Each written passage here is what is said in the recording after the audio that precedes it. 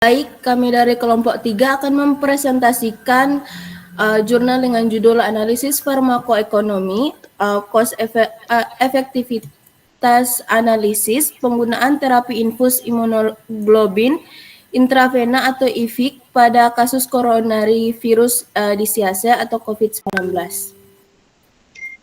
Kami terdiri dari 10 orang, seperti pada slide. Kita masuk pada pendahuluan. Sistem imun manusia secara alami melawan infeksi virus dengan menghasilkan antibodi.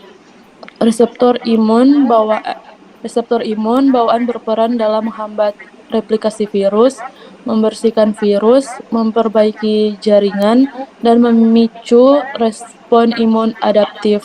Kemunculan SARS-CoV-2 penyebab COVID-19 telah menimbulkan tantangan serius karena tingkat penularan dan mortalitasnya yang tinggi. Terapi sportif seperti imunoglobulin intravena mulai dipertimbangkan untuk pasien COVID-19 kategori kritis. Meskipun penelitian terkait efektivitasnya masih terbatas, studi awal menunjukkan hasil yang positif, namun efektivitas IVIG masih memerlukan kajian lebih lanjut, terutama dalam konteks farmakoekonomi untuk menilai biaya dan manfaat terapinya pada pasien COVID-19 yang kritis.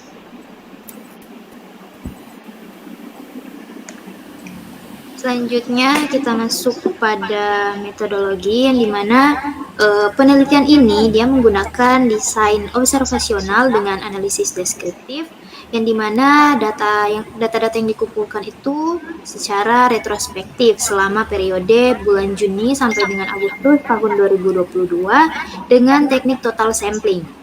Kemudian penelitian farmakoekonomi yang dilakukan adalah cost effective analysis atau CEA dari perspektif rumah sakit menggunakan average cost effectiveness ratio atau ACER dan incremental cost effectiveness ratio atau ICER. Nah, kemudian ACER ini membandingkan total biaya dengan efektivitas, sedangkan ICER mengevaluasi peningkatan biaya dengan efektivitas tambahan dari pengobatan baru. Data yang diambil dari sistem informasi rumah sakit mencakup biaya medis langsung seperti terapi IVIG, laboratorium, alat medis, dan biaya rawat inap. Dengan efektivitas diukur dari lama perawatan pasien di ICU.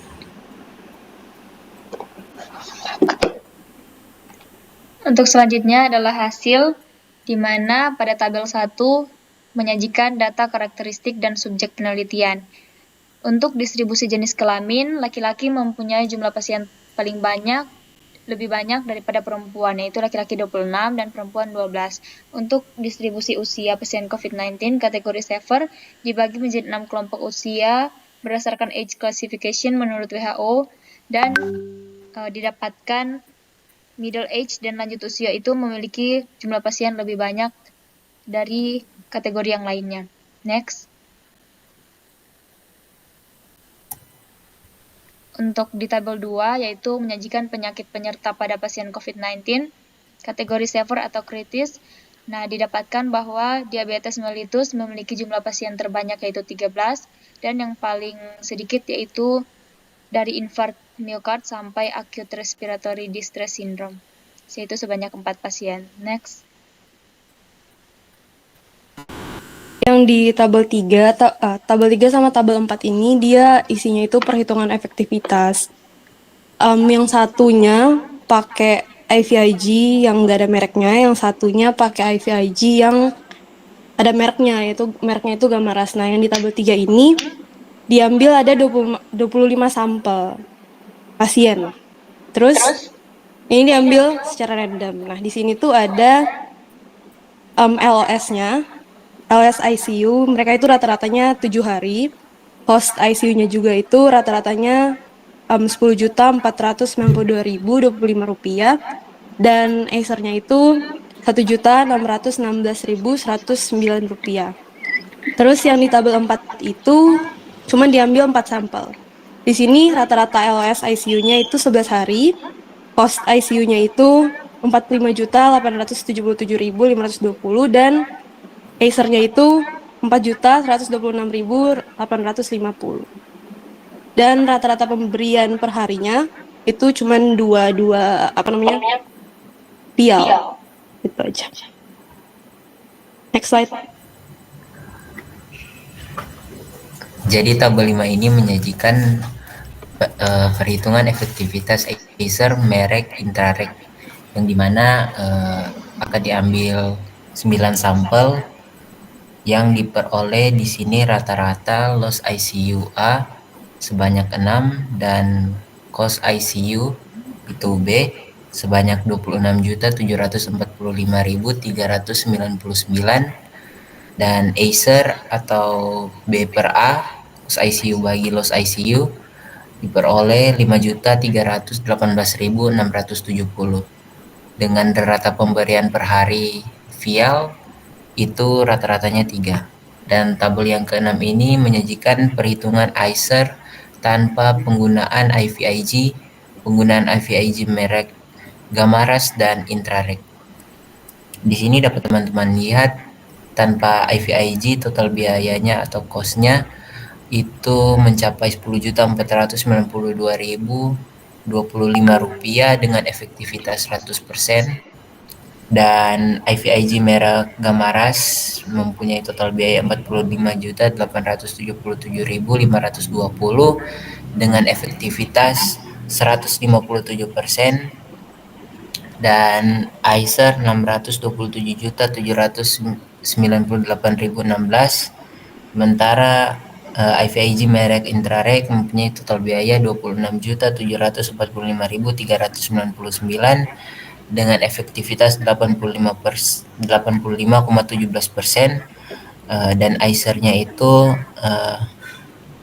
1.095.979.036, yang dimana dapat teman-teman lihat IVIG merek Gamaras ini mempunyai total biaya dan efektivitas lebih tinggi dibandingkan tanpa menggunakan IVIG dan IVIG merek Intrarek.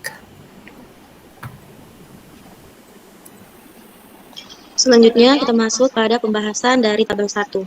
Nah, jadi penelitian menunjukkan bahwa dari 38 pasien COVID-19, 68,42% adalah laki-laki dan 31,58% yaitu perempuan.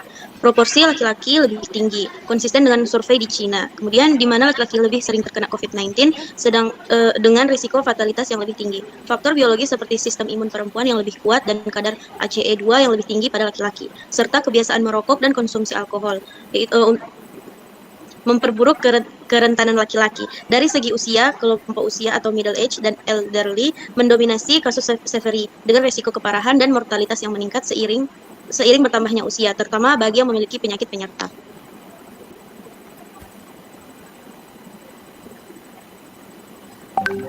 Oke, kita masuk dalam pembahasan yang kedua, yaitu di mana penelitian menunjukkan bahwa komorbiditas yang paling umum pada pasien COVID-19 adalah diabetes mellitus, yaitu dengan 34%, diikuti emboli atau trombosis dan emboli pulmonal, yaitu 18%, serta penyakit jantung kongestif dan anemia, yaitu 13%.